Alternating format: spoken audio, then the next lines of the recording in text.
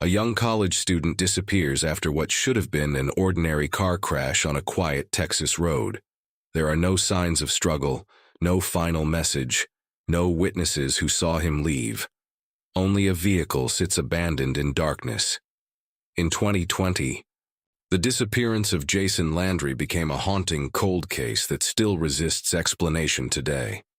How does someone vanish in the middle of nowhere after a crash without leaving a trace behind? That question lingers not because it is dramatic, but because it is incomplete.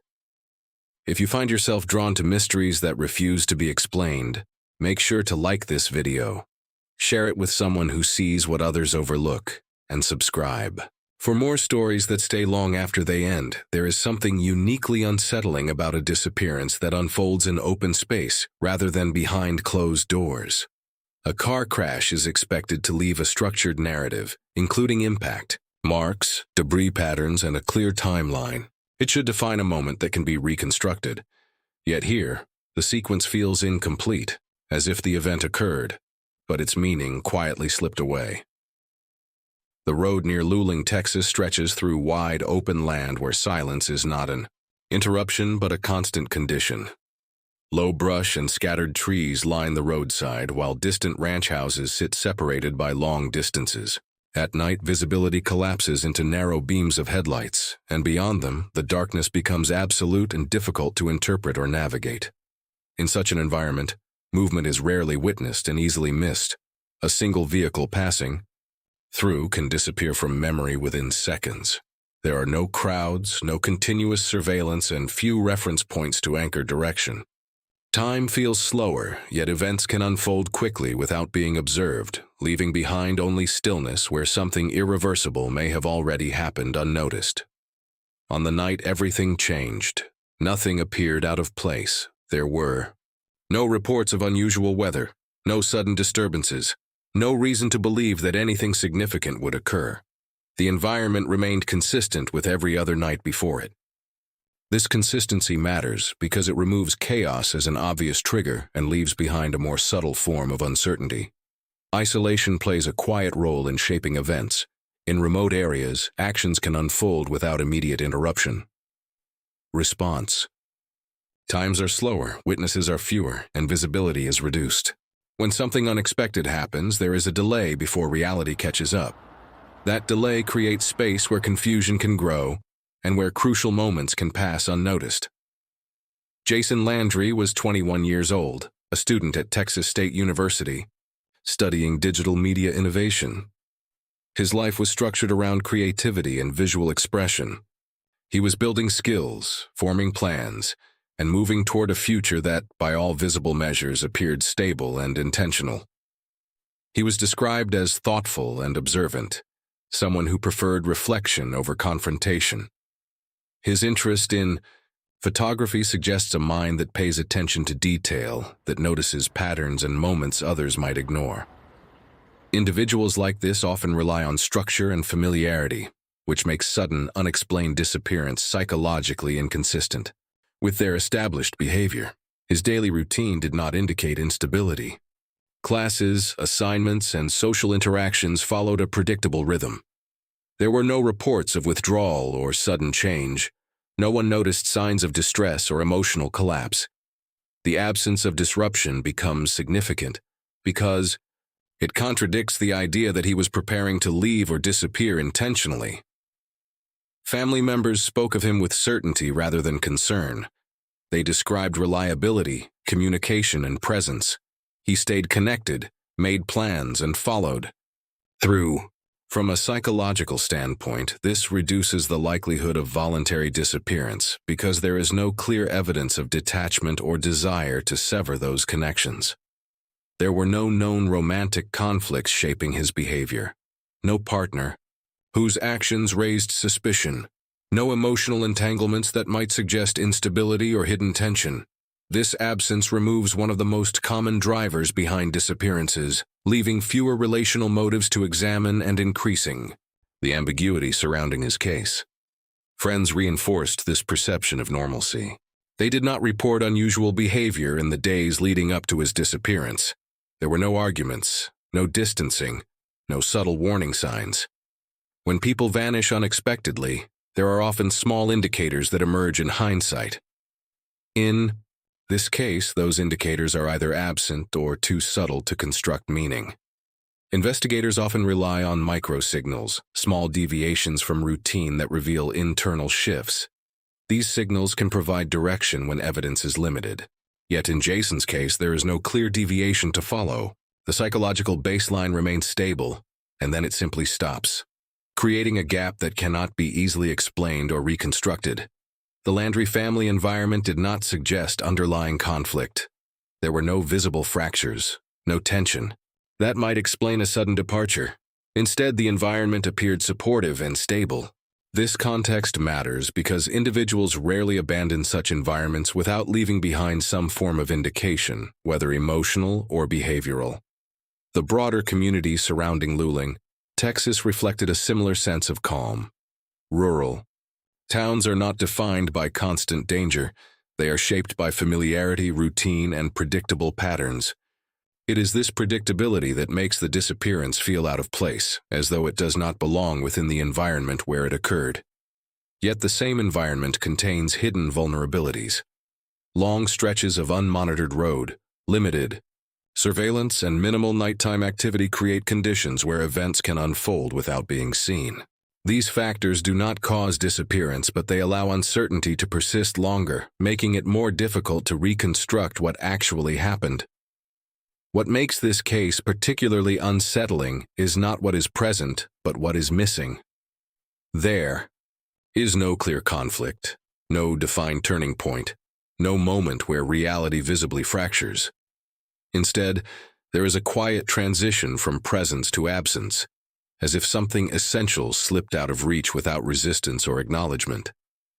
But no one in Luling knew that within days, this quiet stretch of road would become the center of one of Texas's most haunting mysteries. On December 13, 2020, Jason Landry left his apartment near campus, preparing for a routine drive to Missouri City to visit family. He packed lightly, expecting a straightforward trip. There was no urgency in his departure, no deviation from normal behavior. Everything about the plan reflected familiarity, stability, and quiet predictability. He left Texas State University at a time consistent with his schedule, choosing a direct route home. There were no sudden changes in plans, no unusual stops, and no signs that he was reconsidering the trip. His actions followed a pattern that suggested intention, not hesitation or internal conflict. From a behavioral perspective, his departure showed no indicators of distress. He communicated normally, maintained routine timing, and displayed no impulsive decisions. This consistency suggests a stable mental state. There were no observable cues of anxiety or urgency, reinforcing the idea that at that moment, nothing in his mindset indicated that anything was about to go wrong. The communication he maintained with his family that evening reflected normalcy. Messages were consistent in tone, without signs of tension or emotional strain. There was no hidden urgency between the lines, no subtle shift in language that might indicate fear or uncertainty. These details are important because language often reveals what behavior attempts to conceal, yet here, nothing appears concealed. As he moved away from the Austin area, the environment gradually changed. Urban familiarity gave way to rural isolation, and the density of human presence began to thin. This transition is not just geographical, but psychological. The further one moves from populated areas, the more responsibility shifts inward, and the margin for error becomes less forgiving, especially during late hours. Driving alone at night introduces a unique mental state. Sensory input decreases, attention narrows, and fatigue can subtly alter perception. Even without visible stress, the human brain adjusts to darkness in ways that are not always conscious. Small misjudgments can emerge, not from recklessness, but from the quiet strain of prolonged focus in an environment that offers little external feedback. At approximately 11:45 p.m., Jason's vehicle was last known to be moving through Luling, Texas. This timestamp becomes critical because it anchors the final confirmed moment of normal movement. After this point, the narrative begins to fragment. There are no continuous observations, No witnesses to provide continuity, only a sudden transition from motion to stillness. Sometime after passing through Luling, his car left the road and crashed near County Road 266, an isolated stretch surrounded by sparse woodland. The impact did not suggest catastrophic damage. It was not the kind of collision that would typically result in immediate fatality. This distinction matters because it implies that survival, at least initially, was possible. When analyzing such incidents, one must consider the moment immediately after impact. Confusion, disorientation, and adrenaline can alter decision-making. The brain shifts into a reactive state, prioritizing immediate survival rather than logical reasoning. Actions taken during this phase often appear irrational when viewed later, but they are consistent with acute stress responses.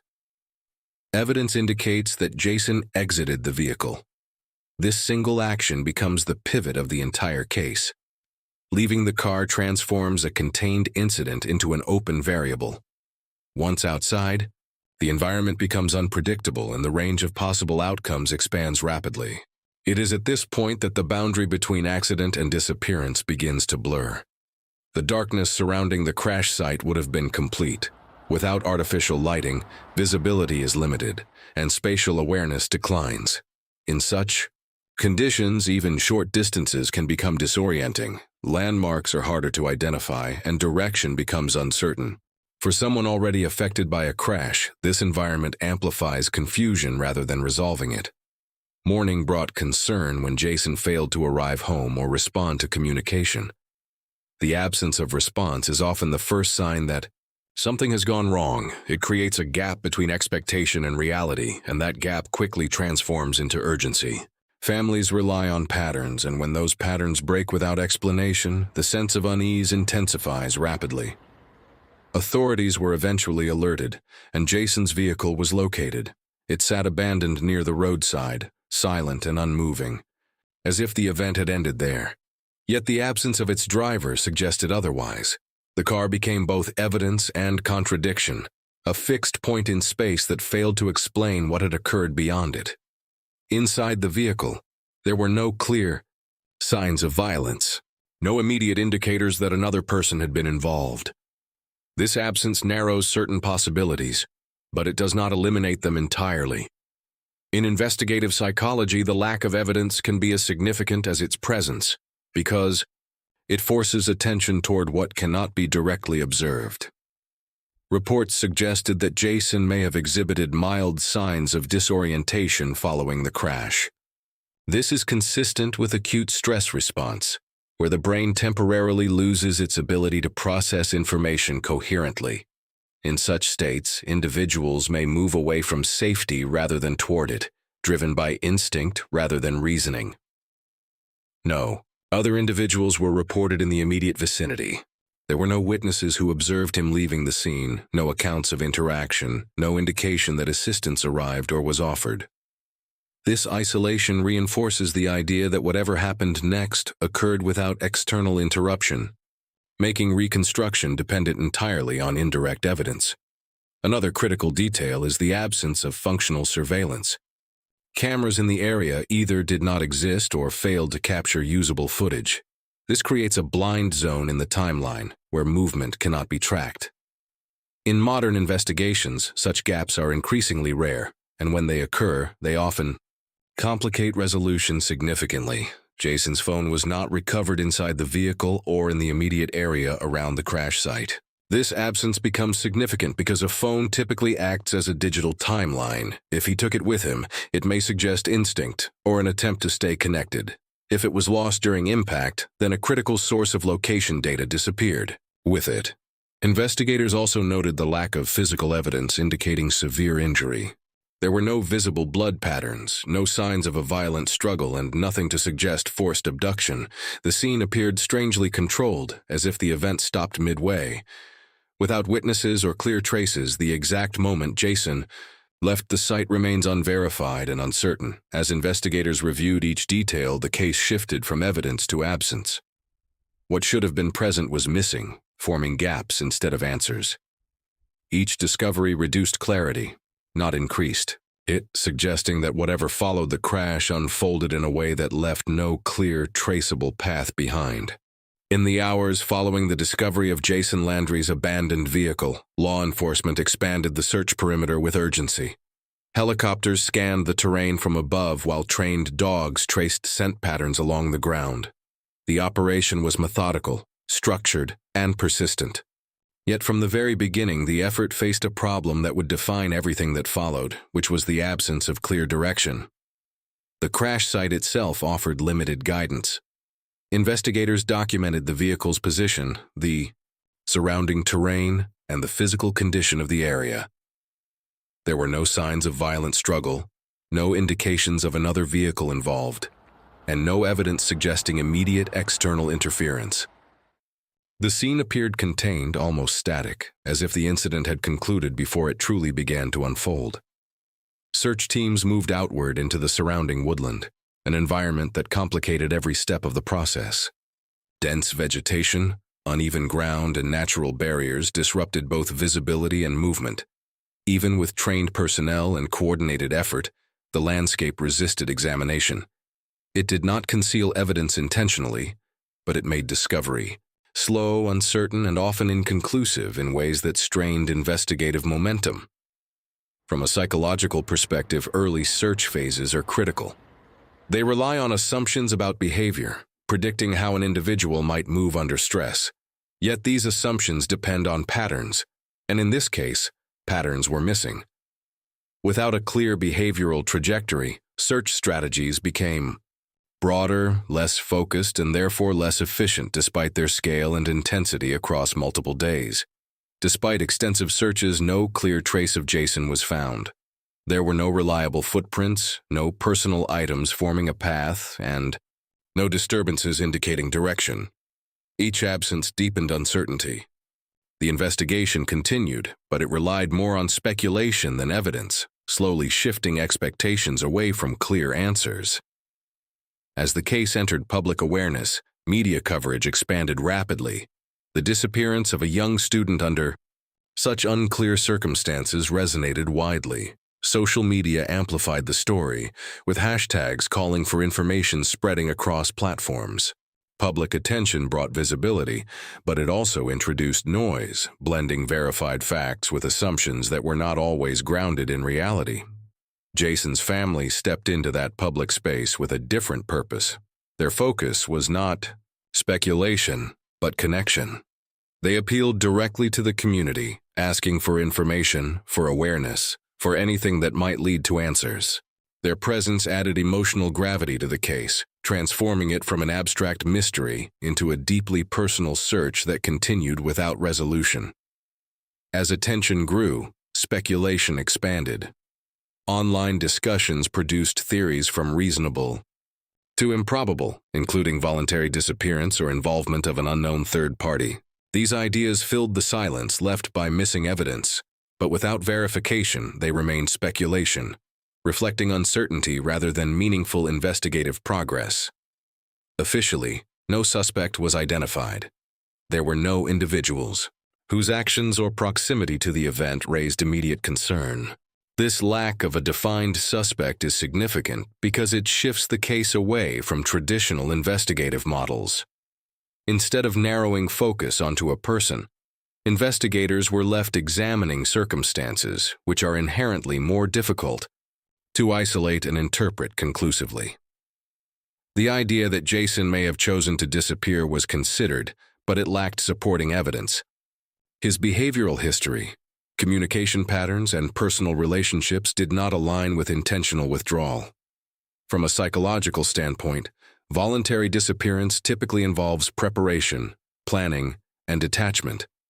None of these elements were clearly present in his case, weakening that theory considerably. There was also no evidence of personal conflict that might suggest motive for external harm, no financial distress, no interpersonal disputes, no hidden relationships. That introduced risk. His life, as reconstructed through available data, appeared stable. This stability creates tension within the case because it removes many common explanations while offering no alternative in their place. Investigators often examine past behavior for hidden indicators, patterns that only become visible in hindsight. In Jason's case, this retrospective analysis revealed little. There were no concealed stressors, no dual identities, no unresolved pressures that might have influenced his decisions. The absence of such factors does not eliminate possibility, but it limits the range of plausible explanations significantly. A critical complication emerged in the form of missing surveillance data. Cameras in the vicinity either failed to capture relevant footage or were not functioning at the time. This gap removed a potential source of objective information, leaving investigators without visual confirmation of movement. In modern cases, such absence is rare, and its impact on reconstruction is substantial.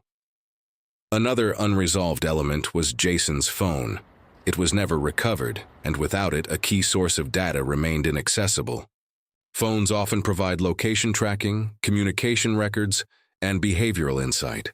Its absence represents more than a missing object. It is the loss of a timeline, a digital narrative that could have clarified his final actions. Scattered. Personal belongings were reportedly found in the surrounding area, but they did not form a coherent path. Instead, they suggested fragmentation, as though movement occurred without clear direction. From a psychological lens, such patterns can align with disorientation, yet without confirmation, they remain interpretive. Evidence exists, but it does not assemble into a definitive sequence. As days became weeks, the investigation continued without clear resolution. Each new detail added complexity rather than clarity. Resisting familiar patterns, investigators rely on. The case lingered between explanation and absence, where answers only led to more questions. What began as a simple crash had quietly transformed into something far more uncertain. When evidence fails to form a clear narrative, the mind begins to construct possibilities. In the case of Jason Landry, the lack of definitive answers has produced competing theories, each trying to impose structure on uncertainty. These are not conclusions, but frameworks shaped by facts, interpretation, and the limits of what can no longer be observed. The first and most grounded theory centers on acute disorientation following the crash. Under this interpretation, Jason exited his vehicle in a state of confusion driven by instinct rather than logic. The brain, overwhelmed by sudden impact and stress, shifts into survival mode. In such a state, decision-making becomes fragmented, and actions often diverge sharply from what would normally be considered rational behavior.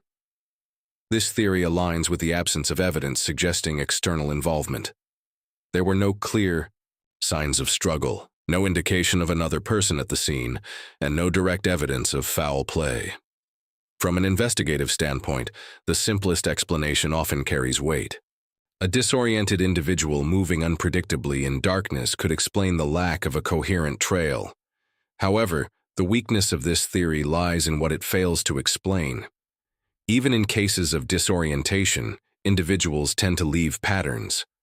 Footprints, directional movement, or identifiable traces usually emerge. In this case, the environment yielded no such clarity. The absence of a recoverable path challenges the assumption that movement alone can account for the disappearance. A second theory expands on the first by incorporating environmental factors. According to this perspective, Jason not only left the vehicle in a disoriented state, but became lost within the surrounding terrain. The rural landscape near Luling, Texas, with its uneven ground and sparse woodland, can be deceptively complex, particularly at night when visibility is severely reduced. Within this framework, physical exhaustion and environmental exposure become critical variables. Disorientation combined with isolation can lead to rapid depletion of energy. Without clear direction or assistance, the body's capacity to sustain movement declines. Over time, the environment itself becomes a passive force, not acting with intent, but shaping outcomes through its indifference. The strength of this theory lies in its consistency with known behavioral responses to stress and confusion. It accounts for the lack of immediate evidence of external involvement while acknowledging the challenges posed by the terrain. Yet it shares a similar limitation. Even in difficult environments, search efforts typically uncover traces. Here, those traces remain incomplete or entirely absent. When comparing these theories, neither fully resolves the central contradiction. One points to internal disorientation, the other to environmental factors, yet both rely on movements that cannot be clearly traced. The real question is not just what happened, but why expected evidence remains so consistently absent. From a psychological standpoint, the concept of acute stress reaction provides a useful lens. This response occurs when the brain is overwhelmed by sudden trauma, disrupting normal cognitive processes. Individuals may act without clear intention, guided by instinct rather than reasoning. In such moments, behavior can appear irrational, even contradictory, when viewed outside the context of stress. Under acute stress, perception narrows. The brain prioritizes immediate survival signals while filtering out broader context. This can lead to movement away from safety rather than toward it. The absence of clear thinking does not imply chaos, but rather a different form of order, one governed by urgency and limited awareness, shaped by the body's attempt to respond quickly. Isolation intensifies this response. Without external feedback or guidance, there is nothing to correct misjudgment. Darkness amplifies uncertainty, reducing visual cues and increasing reliance on internal perception. In such conditions, small errors compound rapidly. A single misstep in direction can lead to prolonged disorientation, especially when there are no clear landmarks to re-establish orientation. Importantly, there is no evidence suggesting premeditated criminal behavior. No indicators of planning, no patterns consistent with targeted harm. This absence does not eliminate the possibility of external involvement, but it shifts probability. The case does not align neatly with known models of intentional violence, which often leave distinct psychological and physical markers behind. Beyond psychology, another interpretation emerges, one rooted not in evidence, but in perspective. In Eastern thought, outcomes are shaped by accumulated choices rather than single moments. Each decision contributes to a trajectory. From this view, a disappearance is not an isolated event, but the final point in a chain of small, often unnoticed, steps leading toward an irreversible outcome. Within this framework, the journey itself becomes significant. The choice to travel that night, the route taken, the timing and surrounding conditions all form a sequence. Individually, they seem insignificant. Together, they create a context where a single disruption can alter direction entirely, shifting the course of events in ways that cannot easily be predicted or reversed. Buddhist philosophy adds another layer, emphasizing impermanence and fragility.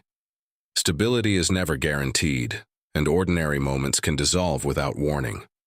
From this perspective, disappearance is not an anomaly, but a reflection of uncertainty within human existence. It does not provide answers, but reframes absence itself as part of the story, shaping how the case is understood. Today, Jason Landry remains missing. The search for answers continues, driven by those who refuse uncertainty as an ending. His family continues seeking clarity, holding on to hope that resolution, however distant, still exists. Their persistence turns the case into an ongoing pursuit of truth. The disappearance has become one of the most haunting unsolved cases in Texas, not for what is known, but for what cannot be confirmed. It challenges assumptions about safety, predictability, and how easily a life can slip beyond explanation, even in a world shaped by constant information and surveillance. It serves as a reminder that despite technological progress and advanced investigation, reality does not always leave a complete record. In such moments, absence defines the narrative. The story does not end with closure, but continues through unanswered questions carried forward by silence that refuses to fully explain what happened. Some crimes leave no screams, only questions, and some silences echo louder than any confession. Thank you for listening to Criminal Mindcast.